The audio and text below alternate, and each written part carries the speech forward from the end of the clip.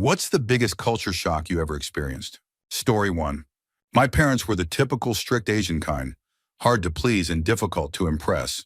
When I graduated as class valedictorian in 6th grade, my mother complained that I didn't receive any other awards, like Best in Science or Best in Math.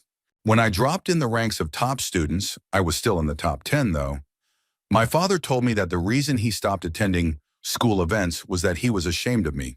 When my older sister got pregnant a couple of months before graduating from med school, my mom stopped talking to her for a month.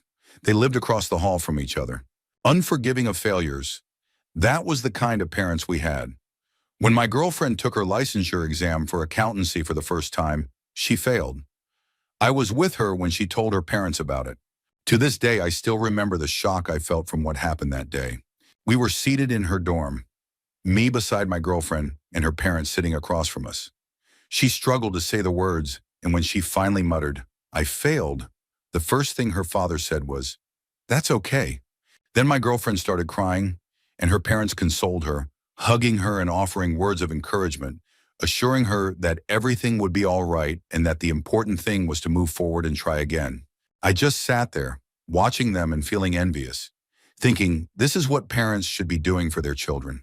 It came as a total shock to me, this level of openness and understanding. This kind of parent-child relationship was completely foreign to me. I promised myself that if I ever became a father, I would be like her parents. I don't hate my parents, though. They weren't bad people. They just had ridiculously high expectations for their kids. My siblings and I had a happy childhood, for the most part. Sometimes we would sit and talk about how crazy our parents were and just laugh. Story 2. When I was a kid, one of my mother's friends was a woman from a tough background who had left her husband because he used to hit her and her children. She had 3 kids and was living in a 2-bedroom council flat in a rough part of Glasgow. My mom met her because they were both pursuing part-time university degrees as mature students. She was studying to get a teaching qualification. I became friends with one of her kids when I was about 6 or 7. Sometimes I'd go over to his house for the night, and we'd wander around the neighborhood, just doing what kids do. He always carried a rucksack and was constantly on the lookout for empty glass soda or alcohol bottles. If he spotted one, he'd grab it and stick it in his bag. After a while, I started bringing a rucksack too so we could collect more. The reason he did this was that in Glasgow back then, there was a sort of early recycling scheme where every one of those bottles could be redeemed for 5 pence at any shop that sold them. The stores would collect the bottles, pay 5 pence per bottle, send them off to be recycled, and get reimbursed by the local government. We'd gather as many as we could, and when we returned to the flat in the afternoon, my friend would proudly hand over a few pounds in coins to his mother. He did this constantly, and in the 1980s, it added up to a decent little income to help with household expenses. I came from a family that lived in a detached house in the suburbs with 2 cars, 2 parents, 2 nice vacations a year, and no real financial worries. We weren't rich, just standard middle class. Meanwhile, this woman was raising 3 children alone while studying to become a teacher in a tiny, damp flat in a tough part of town. She never asked her son to do what he did. He just took it upon himself at 7 years old to go out and help. It took me a while to fully grasp what was happening, but once I did, I can honestly say it was one of the defining moments of my life. Story 3. I was born and raised in Peru, but left for the US in my early 20s. Despite things being far from easy at the beginning, I was mostly pleasantly surprised. Drivers would actually stop for me if I was approaching a street corner. Kids as young as 18 were moving into their own places with a friend or a partner. Weed smoking was so common that it barely raised an eyebrow. I could make in an hour working fast food what I would in a full day back in my home country. People were generally nice and polite, and they smiled more often at strangers. Also, there was 2-inch bulletproof glass at the counter of a KFC in Pennsylvania, and they handed you your food through a revolving tray window. Then I moved to Florida, and oh man, all that open space and beautiful houses. Everyone had a car. My family could never afford one growing up, so I didn't even know how to drive. The supermarkets were fancy, and no one asked to check your receipt when leaving, just in case you were stealing something. I got a job at a golf resort as a busser in a nice brunch place. South much food. My typical breakfast had always been 2 pieces of bread with margarine and instant coffee. Scrambled eggs were for Sundays. Meanwhile, these wealthy customers were having mimosas and eggs Benedict, Pancakes the size of dinner plates? With chocolate chips? Was this Narnia? The bathrooms in fancy hotels. I would often redesign them in my mind, imagining how I could turn one into my bedroom. Back at the beginning, I was just fascinated with Walmart. Everything in the known universe was available.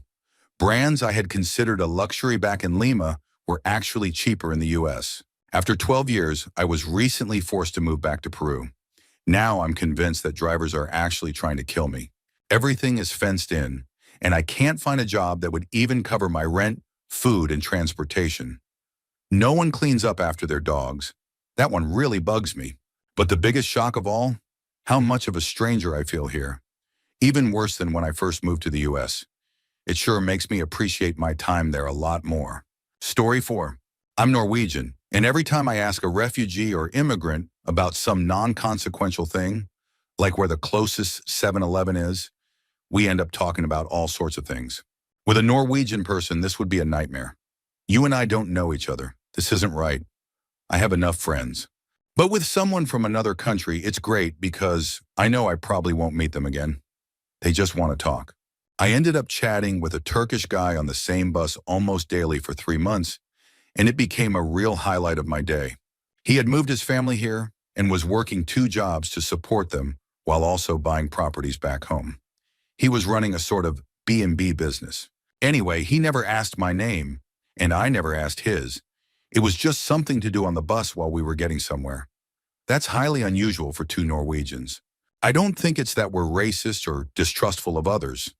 It's just a mind your own business, and I'll mind mine kind of attitude. It's kind of sad, but also great when you just want to be left alone on the bus or at a coffee shop with your music, podcast, or whatever. Story 5. I was born in Hawaii and lived on the Big Island until I was 6. Little me was used to wearing flip-flops, or no shoes, lightweight dresses, swimsuits, and shorts with a t-shirt everywhere. It was too hot for anything else. And besides, anything more would just get dirty. Then my family moved to Ontario, Canada, about 3 hours north of Toronto. My dad worked in the vacation business, so we stayed at an actual ski resort for the first few months. My sister and I were enrolled in Catholic school, and suddenly I had to wear clothes. But not just any clothes, stockings, jumpers, shirts with too many buttons, and shoes that had to shine, coats, hats, gloves, and different shoes for outside. 6-year-old me could not comprehend any of this. We even had to change for gym class and then change back. My mom helped me put on my stockings in the mornings, but after gym, I had to do it myself. One day, my teacher called my mom to come get me because I had apparently started some kind of anti-clothing revolution, jumping around the changing room in my underwear with my stockings on my head. Story 6. Marrying into my wife's Mexican-American Native American family was an experience. I come from a small white family. At our wedding, I had 15 guests, which was nearly my entire family. My wife had 200, and that was only a fraction of hers. The ones who weren't invited were pretty upset about it. When I first met her extended family, I was completely overwhelmed. There were 50 to 60 people at her grandma's house for Christmas. Some of her uncles didn't like how quiet I was being and started telling my wife, girlfriend at the time, that she needed to be careful of the quiet ones. Several of them even took me aside to threaten me. Then, of course, I made a huge mistake. I refused food from her grandma. I've since learned that it would have been less offensive if I had just slapped her in the face. It took me 10 years to undo that damage. I didn't win over her last uncle until I got completely wasted at his daughter's wedding reception, at which point he finally decided I wasn't just a stiff, boring white guy. Once my wife coached me on her culture, I started fitting in better, asking for food, allowing the women to serve me and clean up after me, taking plates home when I left, and being more outgoing. Now, Grandma calls me Mijo and introduces me to everyone as her grandson, which always earns some confused looks. But since she has accepted me, everyone else has too. According to my in-laws, I'm Mexican now. All in all, I'd do it again. But it would have been nice to know in advance that what's considered rude in my family is actually endearing in hers, and vice versa. Story 7. Rock concerts in Japan are something else. Your ticket has a number, and everyone queues according to that number. Yes, they actually managed to organize hundreds of people in line based on the order in which they bought their ticket. It's fair. If you buy your ticket early, you get a better chance at a prime spot, And you also have a shot at purchasing limited merch before it sells out within minutes. When the venue opens, they call out each number, and as soon as yours is announced, you can go in. They do this every single time. Whether it's a small venue with 20 people waiting or a massive festival, the system remains the same. Another thing, even after 2 days of a festival, the venue is spotless. Not a single water bottle, no stray wrappers, nothing. I've been to Summer Sonic, Fuji Rock, and Osaka Met Rock, and every time the cleanliness was unbelievable. Story 8. Weirdly enough, my biggest culture shock wasn't moving abroad. It was returning to America after spending years in Albania. As mentioned elsewhere, Albania didn't have international food chains or big-name restaurants. Everything was local, and most of it was delicious. I think the key difference was that when I first moved to Albania, I mentally prepared myself. I knew I was going to a foreign country and that things would be different, and they were. Most stores were no bigger than my bedroom back home. Open-air street markets were common, roadside shops were everywhere, and most people didn't own cars. They walked or relied on public transportation. But when I returned to America, I wasn't thinking of it as moving abroad. I was just going home, and that's what made it weird. The day after I got back, we went to Costco. Walking through that place felt surreal. The packages of food were huge, and there was just so much of everything. We drove everywhere, and I realized my little hometown didn't even have a proper bus system. That was easily my biggest culture shock, and it was about my own country. Story 9. Mine might seem mild compared to others, but I've got two. First, my family moved to one of the wealthiest towns in the U.S. for a couple of years. The median household income there was $120,000. It wasn't just that every kid got a car once they reached their junior year of high school. The majority of them got brand new cars. I'm talking current year Hondas and Fords. As high schoolers, obviously, most of these kids got financial help from their parents. Meanwhile, I thought I was lucky because my mom gave me her 13-year-old Camry when she bought another car. I mean, I was lucky, but just for comparison. These families lived in homes that were at least 3,000 square feet. Many had second homes elsewhere in the country. They all wore North Face jackets and designer clothes. Second, while living there, our family decided to join a church. We weren't particularly religious, but we wanted to become more integrated into the community. This church organized mission trips a couple of 100 miles away in the Appalachian Mountains, where we helped repair homes for people who couldn't afford to do it themselves. That trip was just as much of a culture shock. These towns had no public services. People burned their trash. One man whose house we were fixing had a hole in his floor that led straight down to the dirt underneath. He survived on around $1,000 a year from Social Security, supplementing it with a small inheritance from his mother. The entire area was impoverished, and, as is common there, massive drug problems were everywhere. That trip opened my eyes in a way nothing else had. I still don't understand how the same country can have such extreme wealth and such squalor just a couple 100 miles apart. Most people never comprehend this contrast because they only see one side of it. I went on exchange to Chile recently, and to be honest, some parts of that developing country looked exactly like the conditions I saw in the U.S., a country that claims to be fully developed. Story 10. Going to college and suddenly being surrounded by a party culture I had never experienced before was a shock. In high school, I wasn't allowed to leave the house unless it was for a school event, or if my parents personally knew the parents of the people I was going to see. If I wanted to do something simple, like go into town after school, which was right next to the school and within walking distance of home, they needed to know exactly what I would be doing and where I'd be.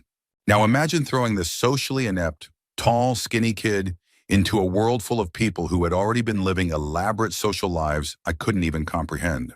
I had no idea how to break out of the strict cycle I had been raised in. My first 2 years were brutal. I basically learned how to be a functional social person by making mistake after mistake, embarrassing myself over and over. By junior year, I had kind of grown up mentally, but I still never fully got the hang of it.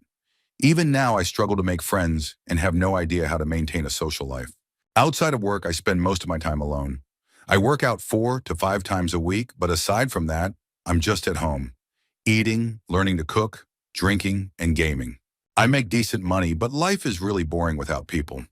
I don't live in an area with much of a social scene outside of the college town in the next city over. I'm trying to find a D&D group now and have talked to some coworkers about it. I'm completely new to it, But honestly, I just want something social to do outside of work. It sounds fun. Story 11. I've shared this before, but here it is again. In 1975, I was traveling with a small group when we crossed the border from Pakistan into India. We made the mistake of taking a rush seating train to New Delhi, meaning no reservations, no limits on the number of passengers. Coming from North America, we were used to having at least some personal space. We sat on the plain wooden benches as the train started to fill up, and then kept filling and filling. People were on the overhead racks. People were under the seats. People were squashed so close they were practically sitting on us. It was an overnight trip, and although we had been traveling in Asia for some time, our stomachs still weren't handling the local food well. We were miserable, exhausted, and it's hard to explain just how much it affects you psychologically when you truly have no space. At some point during the night, Louis, a schoolteacher from New York who had been traveling for years, suddenly jumped up. Diarrhea was a common issue while traveling, and he realized there was no way he was making it to the bathroom in time. The squat toilet on the train was just a hole where you could see the tracks rushing by below, and there were too many people in the way. So, being right next to the window, he had no choice. He hung himself out and let fly. Nobody but us seemed to notice or care. Story 12. In the late 70s, my brother and his new wife, both around 20, bought land in the Ozarks, Missouri, and moved there to live off the land. They built a log cabin by hand. No chainsaws, no electric tools. They had no plumbing, no electricity, and very little money. Their heat came from one wood stove, and they cooked on another. We kept in touch through letters, and my brother would write about their gardens, their goats and chickens, beekeeping, hunting, and bartering with neighbors. He also wrote about how much time they spent just chopping, splitting, and drying enough firewood to get through the seasons. They had a daughter about a year after settling in, born at home. At first, they had an old VW Beetle, but when it broke down, they didn't replace it. My brother would walk 10 to 15 miles to the nearest town every month or so to buy a few essentials. When my future husband and I visited them, I didn't know what to expect, but I was in total culture shock. Seeing how they lived was both impressive and overwhelming. They worked constantly, preserved food, gathered water from a local spring, and didn't waste anything. But the reality of it was hard to wrap my head around.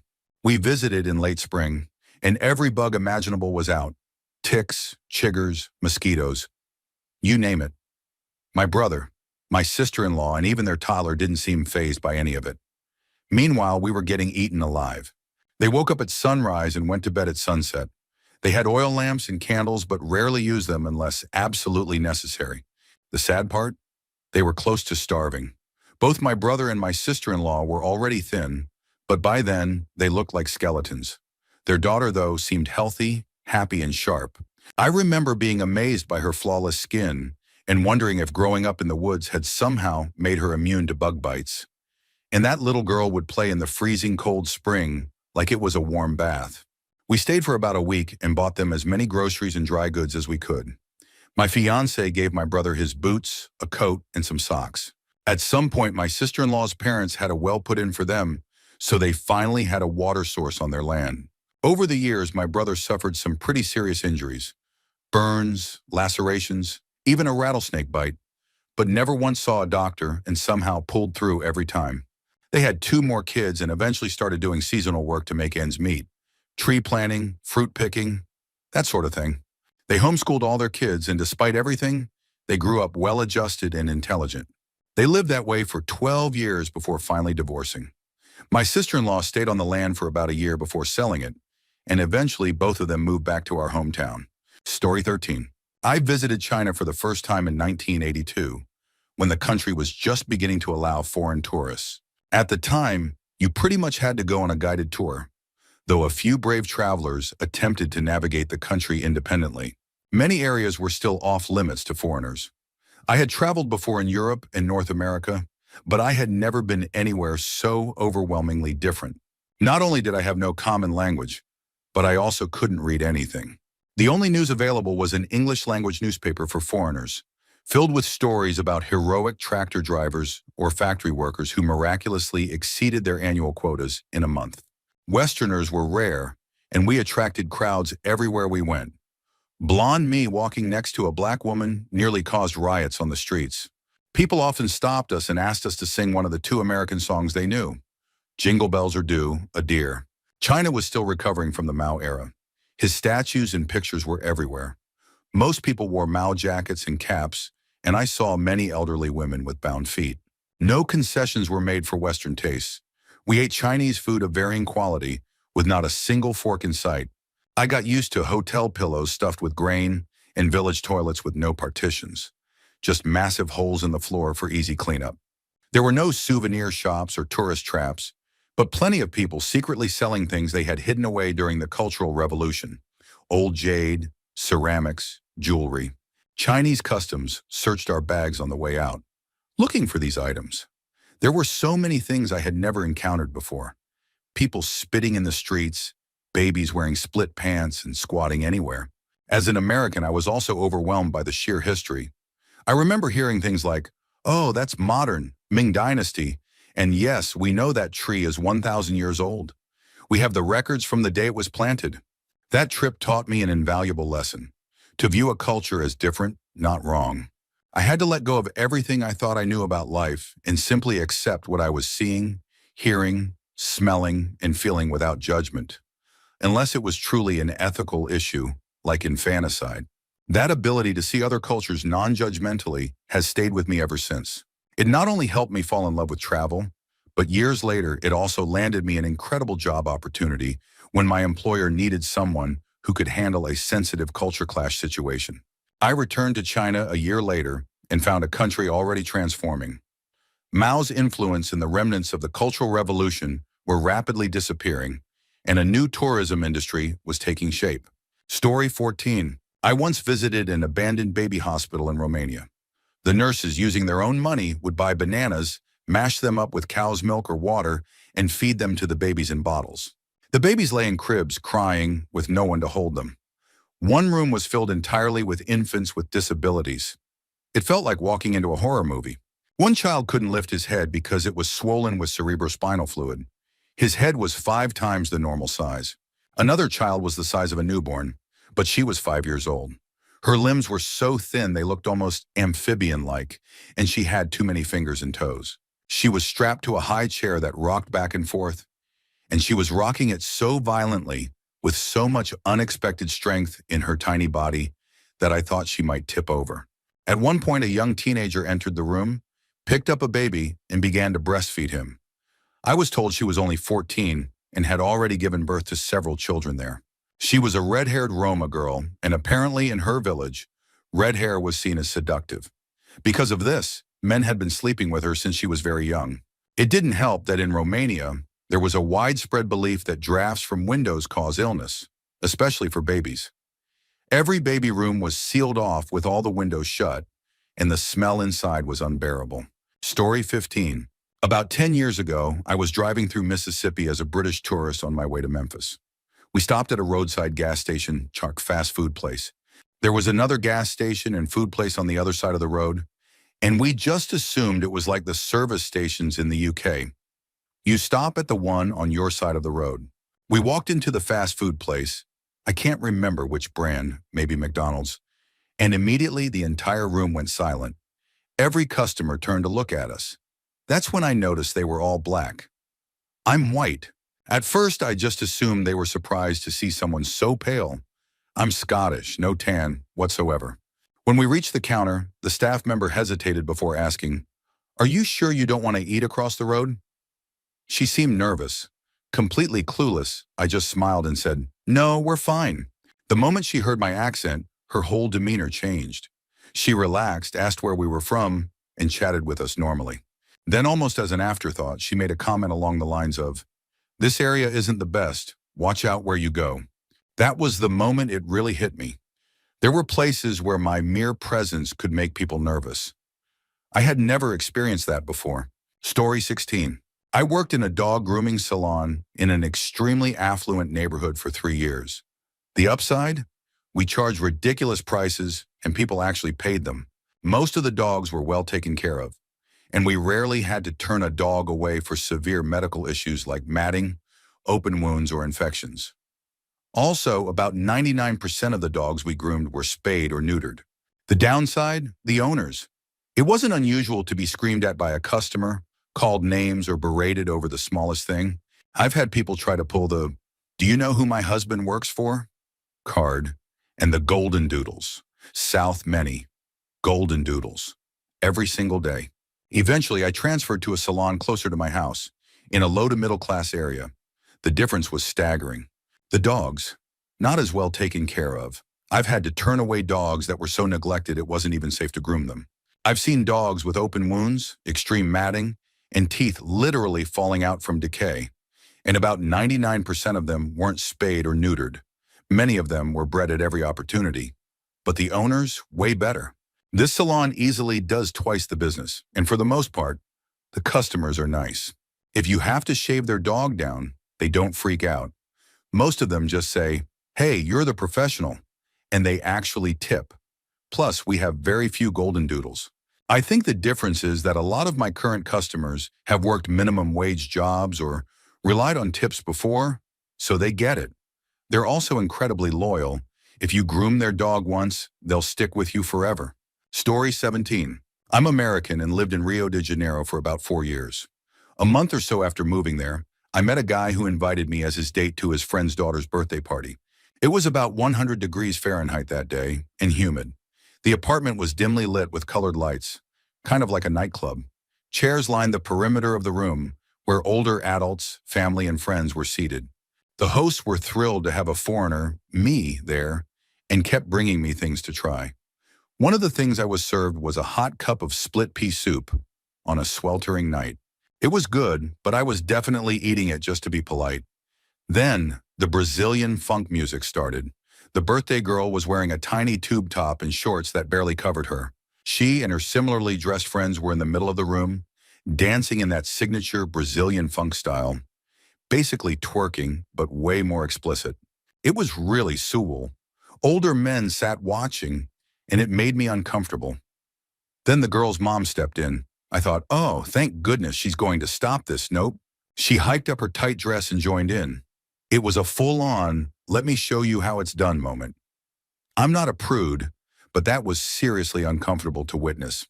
Finally, they brought out the cake. But before anyone could eat, every single guest had to take a picture with the birthday girl and the cake. This took 45 minutes. When it was my turn, I guess it's a tradition, I wasn't allowed to say no, even though I knew I'd never see this girl again. I got up front and finally saw the candles. 12 years old, the girl was turning 12. I had assumed she was at least 16 or 17 based on how she was dressed and dancing. Later, I learned that not all Brazilian birthday parties are like this. In fact, most aren't. This was a very specific karaoke style of celebration. But man, definite culture shock. Story 18. I'm American. I lived in London for a semester during my senior year of college, and everything was different. I'm from Boston, where you're never more than a 5-minute walk from a drugstore, an ATM, or a Dunkin' Donuts. In Kensington, where I lived in London, the nearest ATM or pharmacy was a 15-minute walk away. Donuts were nowhere to be found except for the Krispy Kremes at Tesco. London had way better public transportation, and their subway actually told you when the next train was arriving. Boston didn't have that technology yet. On the other hand, coffee shops in London didn't sell iced coffee. That was a struggle. I interned with Parliament, and when I called, I'd actually get to speak with a Lord or MP directly. Back in Boston, working in political offices, I'd only ever spoken to staffers. That was surreal. Then there was universal health care. I was lucky. I'd had Romney Care, Obamacare for years under my dad's insurance, so I never went without coverage. But seeing an entire system operate like that firsthand was eye-opening. And the little things, the 2-ring binders instead of 3-ring ones, the drinking age, though I was 21, so that didn't matter, and how completely unprepared London is for snow. Bostonians don't play around with snow. Later, I lived in Israel. I had done birthright before moving there, so I wasn't walking in blind. But coming from a state with 4 seasons, it was strange to be wearing flip-flops in November. Israel can't handle snow either. Their Jewish holidays didn't require asking for time off like they do in the US. They were automatic. I taught English in Israel, and the schools were different from what I was used to. My school had a fence around the entire building with one entrance. An armed guard stood outside at all times, and if he didn't know you, you weren't getting in. That was normal. But there was no gun culture. Israel doesn't have school shootings. Conversely, I had to do a bomb drill with my students. In America, we don't have bomb shelters. Story 19. I'm from Ireland, and I spent a summer in Los Angeles on a work visa. Some of the culture shocks were common ones. Money stuff, for example. Taxes weren't included in posted prices. One time I went overdrawn by just a few cents on my debit card, and bam, $10 overdraft fee. Then bam, $5 per day standing charge. They didn't tell me about it for 8 days, and by then, I owed $60. This was 2008, right as jobs were drying up. So I was barely scraping by with sporadic work and a contact in a movie lighting company. That week, I had nothing to pay it off with. I had to borrow the $60 from my host, who was incredibly generous. After that, I never touched that bank account again. It's so easy to get into debt there. It's not even funny. In Ireland, you don't get an overdraft unless you specifically request one. And if you don't have enough funds, your transaction just gets declined. Then there was the race stuff. Almost everyone I met started conversations with an in-depth description of their ethnic background and what it supposedly meant about them. To me, they all just seemed like culturally homogenous Californians, despite their diverse backgrounds. People kept making assumptions about what my Irishness meant, which was weird. In Ireland, we have racial minorities. And sure, there are the occasional idiots who say something stupid. But by and large, the people who have immigrated here in the past 20 years have integrated. Their kids speak like locals, and it's considered extremely rude to imply that someone's personality is shaped by their race. I had a real wake-up call one day at Circuit City. I was trying to get the attention of a staff member from a group of about 6 employees who seemed to be having a meeting. What I didn't realize was that they were actually gathered around a very irate black woman. I had barely opened my mouth when she turned to me and exploded. "You trying to intimidate me with your height, white boy?" I was stunned. I'm tall, yeah, but I'd never in my life been conscious of any perceived racial anything for myself. I generally think race shouldn't matter. But the venom in her voice carried a level of rage and hate I had never encountered before. She didn't hate me because of who I was. She hated me because of what I was. Later, I moved to Inglewood for a while, which was a culture shock in a good way. There were chicken places with chicken wire across the entire counter, but damn was the food good. I actually felt more comfortable there among working-class black folks than in the nicer parts of Santa Monica, where everyone seemed to live with their heads in the clouds. We'd sit around talking. I'd tell them about Irish history. They'd tell me about their experiences with cops and government BS, and we'd bond over that. There was a tribal mentality: stick together, look out for each other, be wary of outsiders. In the end, I found that the people who were initially the most standoffish and quiet usually turned out to be the kindest and most generous. And the ones who gave you a royal welcome and acted like your best friend, they wouldn't piss on you if you were on fire. There was a bizarre inversion of sincerity that took some getting used to. Story 20. Not a huge shock, but definitely my biggest one. I'm from Norway, and I had a boyfriend in Northern England. When I first visited, everything felt a little strange, but nothing too extreme, until we went shopping. Growing up, I had always loved pushing the cart, and as an adult, it was still something I enjoyed. I never thought of it as anything special because in Norway, everyone, regardless of age or gender, pushes the cart. But in Northern England, if a woman goes shopping with a man, he does everything. He drives there, he pushes the cart, he pays, he loads the bags, he carries them to the car, and then he drives home. It was absolutely surreal to me. One thing my boyfriend absolutely wouldn't let go of was the cart. I could see the irritation on his face every time I tried to push it. And the second I let go, he would grab it like it was his duty. It was hilarious. I teased him about it constantly. And of course, when I went to the US, everything was just huge. I had prepared myself for that, but honestly, there's no way to really prepare. And I still don't understand why shelf prices don't include tax. It's extremely weird and annoying. Thinking you have just enough money only to be short by 10 cents because of tax? Ugh. Story 21. The time I went to my friend's sorority formal as her date. We were friends from our college soccer team, and after she transferred to another school that had Greek life, she invited me to this event. I had never experienced anything like it. Hundreds of drunk, angry, loud, crying sorority girls were packed onto buses headed to a tiny inn in Georgia where the event was being held. On the way there, the bus driver handed out garbage bags because all the underage girls had to get completely wasted before the dinner, where alcohol wasn't allowed. As soon as we arrived, all hell broke loose.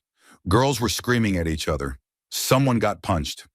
I found 3 or 4 girls passed out in random places. Every bathroom was locked because couples were hooking up inside. At one point, I opened a drawer and found someone's bra and underwear. Every girl there was talking so much trash about someone else in the room. Someone had a slutty dress. Someone had an ugly dress. Someone's hair looked bad. It was absolute chaos. But I have to admit, it was insanely entertaining. Story 22. My great-grandparents in Eastern Poland were first cousins. People forget that families used to be huge. My great-grandparents hadn't even met before being introduced for marriage.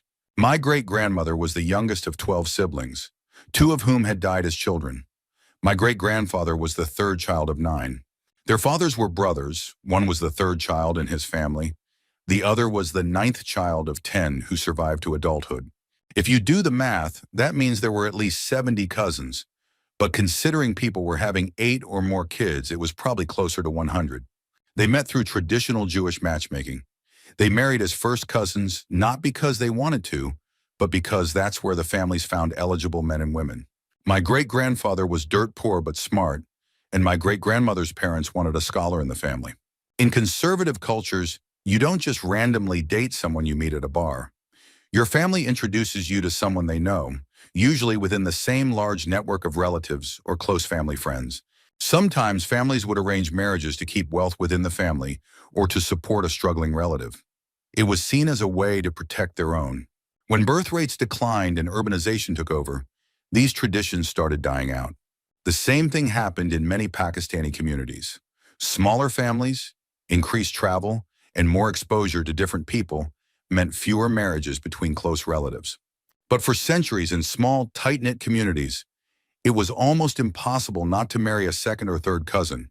That's also why certain heritable diseases are more common in Jewish and Pakistani populations.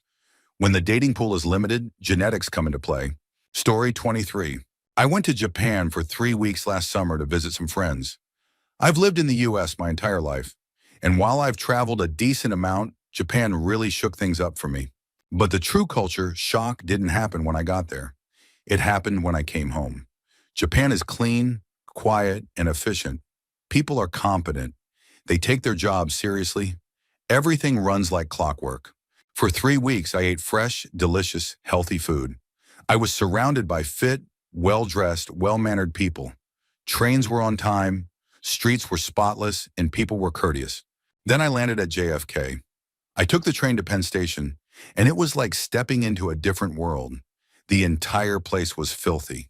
People were screaming. Drunk, sweaty crowds were lining up for a Billy Joel concert at Madison Square Garden.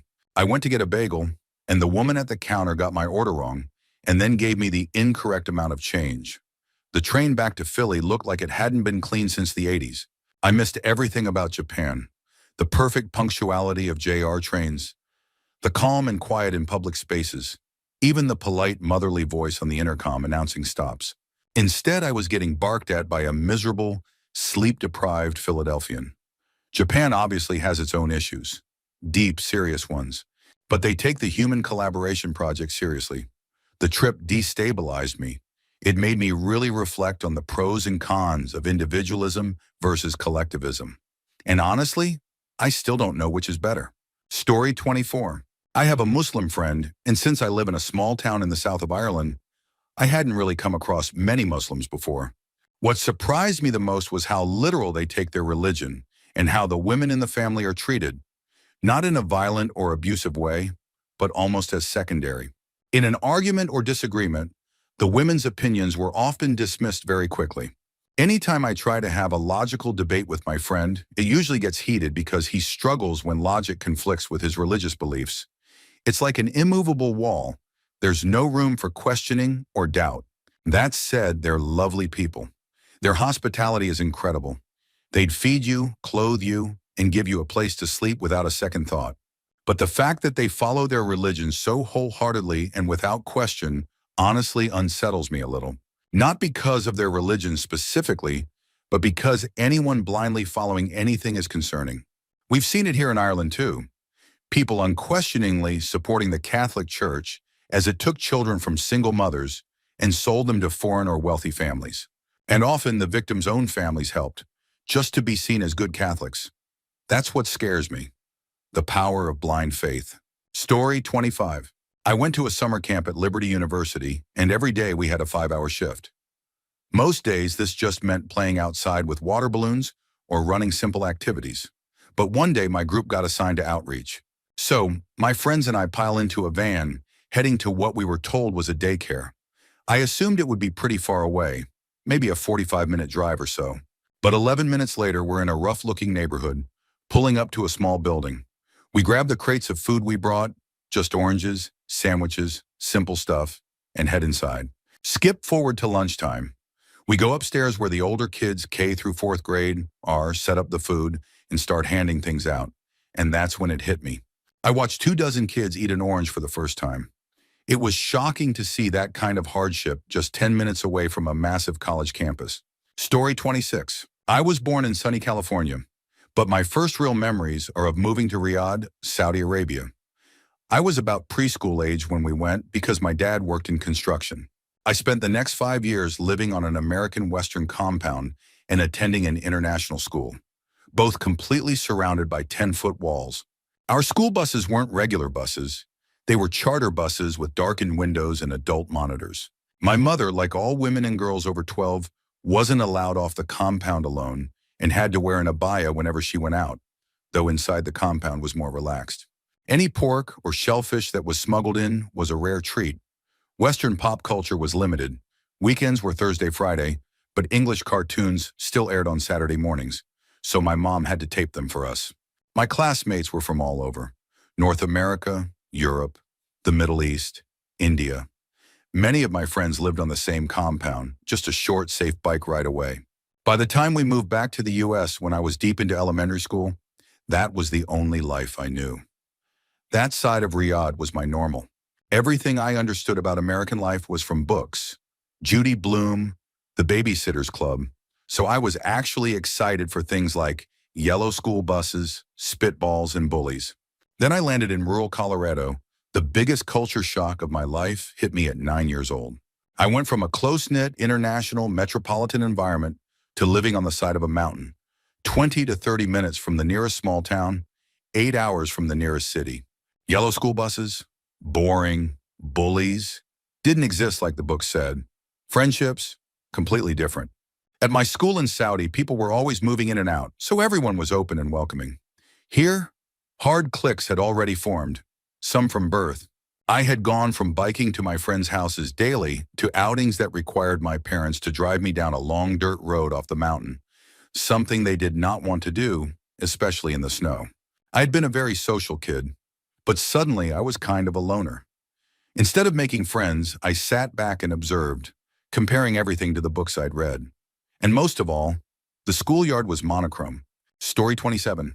I'm an American who has been living in Nepal for some time now, working with kids who live on the streets, don't attend school, and grow up in slums without an easy life. On my first trip to Nepal, I was walking through the streets with a group of these kids when I saw a boy, about 7 years old, carrying his 2-year-old brother while begging tourists for money. As we walked back to their home, the baby started fussing, and the older boy simply dropped him. At that exact moment, a motorbike came flying down the street, nearly running the baby over. Instinctively, I scooped him up in my arms just in time. What shocked me wasn't the reckless driving, it was the reaction from the crowd. People were absolutely stunned. Some looked fearful, others seemed offended, but not because the child had been in danger. They were shocked because I picked him up.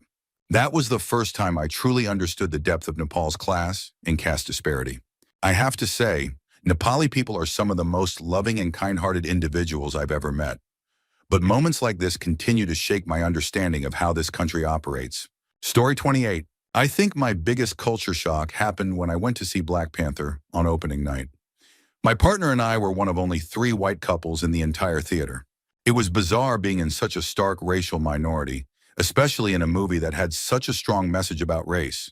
I noticed myself behaving differently. quieter, more careful in how I interacted with people. Most of the audience was friendly, but I got a few sideways glances. That's when it hit me. This is how a lot of people feel all the time. Not in Georgia where I live now, but back when I was in Massachusetts for school. I remember hearing black classmates talk about how walking down the street could feel like stepping into a space that wasn't built with them in mind. Obviously, me feeling a little out of place in a movie theater doesn't compare to the experience of feeling unsafe in your own country. But it was the closest I've ever come to stepping into a different perspective, and it gave me a new level of empathy. Story 29. I grew up in NYC, born and raised. It's in my DNA. I spent my entire life here chasing a career that didn't pan out, so in my early 30s, I put myself back through school. When I finished, I couldn't even get close to landing an interview. So I started looking where the job market was hot for my new career, and I moved to Texas. I'll say up front, Texas is a fantastic place. Good people, great weather, more space, and no income tax. But a New Yorker in Texas? That was not a match. If the culture shock had levels, I was somewhere between Balky from Perfect Strangers and E.T. landing on Earth. I did not belong. No one understood my sense of humor. My employers had no idea what to do with my skill set. And the food? Well, let's just say Italian food in Texas isn't egg noodles and ketchup, but it's not far from it. I started spiraling. I stress at fast food, gained weight, smoked more, and just fell into a general state of malaise. Not just for my surroundings, but for myself. Insecurity, self-hatred, and overwhelming sadness took over. So I started job hunting back in NYC. Now that I'm home, I've lost the weight, gained experience, and broadened my perspective. But I can tell you this, I am never leaving NYC again. Ever. Story 30. I grew up poor, single mom, welfare, struggling to get by. When I decided to go into specialized schooling, I transferred from my public school to a high school across town in the rich neighborhood. I had always lived in a very white town, but this school was straight out of a movie. 1,500 rich white kids who spent their weekends skiing and their summers vacationing in the South. But whatever, I'm white too, so I figured I could blend in. Then in 11th grade, I moved to the big city.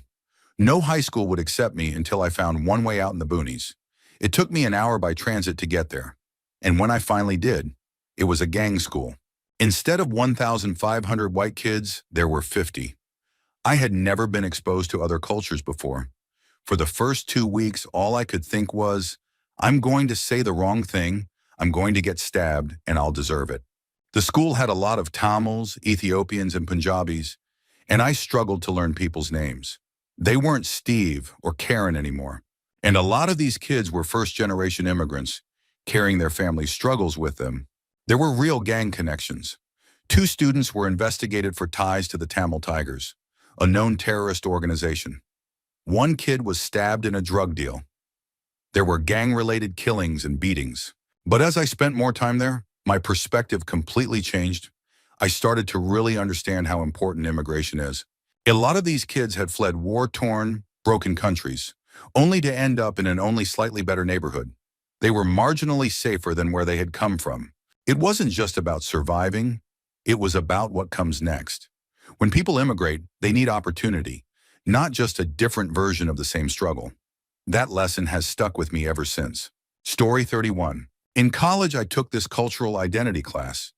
Basically, a course where you learn about different cultures. No surprise there, right?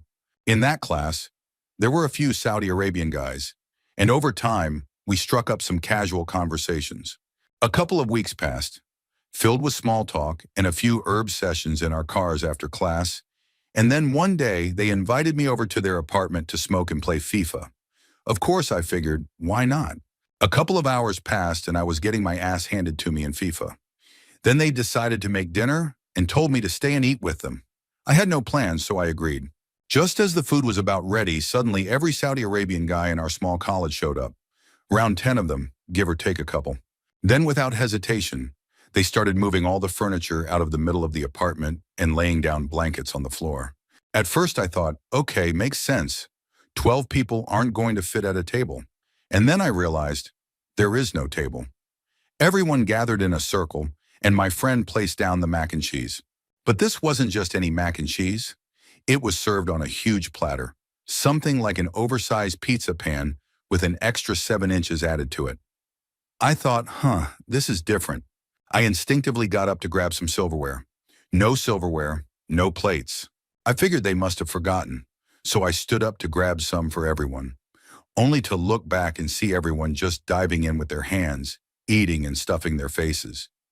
Easily the biggest culture shock of my life. Story 32. I went to my first electronic music festival, and as someone who grew up in a very conservative and homogeneous environment, I was blown away. The energy, the people, everyone was just incredibly accepting of one another. It felt like a massive family gathering where every single person was looking out for each other. People in the crowd made sure everyone was having a good time, sharing their limited supplies of water and other substances with complete strangers. You could get a hug from literally anyone there. On the second day, my friends and I noticed a kid wandering around alone, so we basically just grabbed him and said, "You're chilling with us now. Let's rage." For the next 8 hours, we ran from stage to stage with this guy, dancing and vibing, and by the end of it, we had all become really good friends. That experience completely changed my life and restored my faith in humanity. Now I'm going back to school for music because I need to give back to the community that showed me what it means to truly be human again. Story 33. Going to a mostly Black Southern Baptist church in Georgia was one of the biggest culture shocks of my life. First of all, I'm Catholic. That should tell you enough. I grew up in a tiny town in upstate New York, and while I had plenty of interactions with Black people, I had never experienced church like this. My dad had moved to Georgia for a while and was Baptist, though he didn't actively go to church anymore. I was about 14 when my brother and I went to visit him for Easter break. My mom, a very Catholic woman, insisted that we had to go to church on Easter Sunday, so my dad, thinking he was being funny, decided to take us to a Southern Baptist service, despite not even attending that church himself. We were amazed. I had seen church services like this on TV before, but I always assumed they were exaggerating for theatrics. Nope. If anything, TV underplayed it. Maybe because it was Easter, but oh my God. There was singing, shouting, praising the Lord out loud. The preacher was on fire, giving a full-on fire and brimstone sermon. The gospel choir kept belting out song after song, and the entire congregation was dancing and singing along. It was incredible. For a solid hour, I actually considered converting. Then my dad, probably realizing we had just had the time of our lives, decided we should experience a Catholic Easter service as well. That evening, he found a late-night Easter Mass at a Jesuit monastery and took us. Talk about whiplash. The priest came out single file wearing long robes, chanting in Latin, burning incense. The whole thing looked like something straight out of Harry Potter. The cathedral was massive and Gothic, and for the next 2.5 hours, we went through the stand, kneel, sit, stand, kneel, sit, communion cycle over and over again. And that was my Easter Sunday in Georgia. Story 34. I served time about 20 years ago, and one of the biggest shocks inside was how tobacco was treated the same as marijuana. Zero tolerance. If you got caught with either, you got hit with the same charge. A regular cigarette was called a Cadillac, and if you had one, you were sitting on gold. Retail price, $20 for a single cigarette. A full pack, $100. Once you knew the right people, you could sometimes get better prices. Me and another guy used to split one for $5 each because 10 was considered a deal. When you had a hearing day, you get put in a holding room with the general public. People there for parking tickets and small fines. If anyone in there had even a partial pack of cigarettes, an inmate would immediately offer them $20 for the remainder. Without fail, the free person would take the money with a huge smile. Back in the cell, that same Cadillac could then be resold for $10 to $20 each, depending on who you were dealing with. But the real business? Roll-ups. A single Cadillac could be broken down into 7 roll-ups, which would each sell for $2 to $3 a piece. Since there were no rolling papers inside, you had to make them. The trick? You'd save the little creamer packets from breakfast. The foil packs had a thin layer of white paper on the inside. You'd soak them in water for a few minutes until the thin paper layer peeled off. Boom!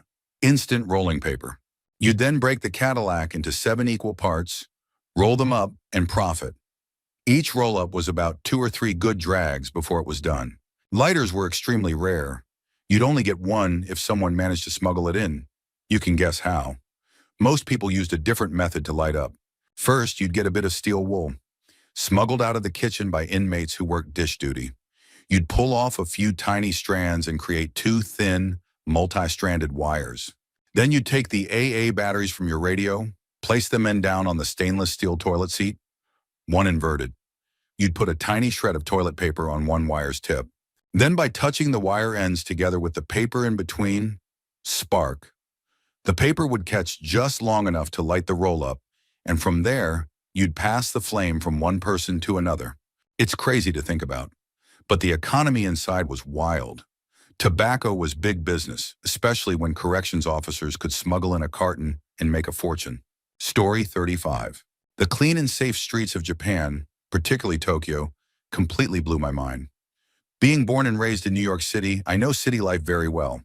I also know how filthy it is. Sometimes it's downright disgusting. You really notice it after it snows. There's nothing quite like seeing black and gray sludge mixed with every kind of food wrapper you can find in Manhattan. And trust me, that's a lot of wrappers. Throw in some dog urine, and you start getting what I can only describe as a bizarro version of a beautiful rainbow, if such a thing can even be imagined. But in Tokyo, I couldn't find litter anywhere. No plastic bags tangled in tree branches, no overflowing garbage bins on every corner, no graffiti on everything, no broken bottles on the sidewalk, no mountains of crushed cigarette butts in front of stores, and the craziest part, no gum on the sidewalks. It got to the point where my friends and I actively started looking for trash. We saw nothing. The only thing we found was a single napkin late one night near our hotel, and it was clean. We immediately chalked it up to some other tourist, probably from our own hotel. And then there was the security aspect of Japan. People there don't feel the need to lock up their valuables. I'm not saying theft doesn't exist, but I'm convinced it's rarer than a dirty street. I saw expensive bicycles and scooters just sitting in open garages at 2 a.m. while walking through Tokyo. In New York City, those bikes would be locked up tighter than Fort Knox and still wouldn't be safe. But in Japan, no one wants to be branded as a ne'er-do-well, so they have an insane level of respect for other people's property. In America, let's just say a lot of people don't seem to care much about being labeled as untrustworthy. That was seriously eye-opening. Story 36. Last month, I ran a free eye clinic in Haiti, and nothing could have prepared me for what I saw. The sheer amount of garbage, piles up to 30 feet high, was everywhere. The streets, streams, rivers, everywhere in Port-au-Prince were covered in trash. The level of poverty was just beyond comprehension. Words can't do it justice. It has to be seen to be believed. On the island where we set up our clinic, nearly everyone lived in huts with dirt floors and thatched or tin roofs. If you had an actual door covering your entrance, you were doing well. There was no electricity, though a few people had generators. No running water. The bathroom was just a hole behind the hut, which meant waste seeped into the groundwater. There were no roads, just dirt trails winding through the island. And the eye conditions? They were everywhere. The rate of glaucoma was around 20%. Cataracts, over 90% in people over 60. Most of the patients we saw had never met an eye doctor before. People would start lining up at 4 a.m., walking for hours over dirt trails that would turn into knee-deep mud rivers when the tropical rains hit. The first 2 days, I was in shock. I probably had diagnosable depression, or maybe both. But after a while, I got used to it. No running water, no electricity, sleeping in 90-degree heat in my room. And yet people still smiled. They still thanked us. They still hoped. That part I'll never forget.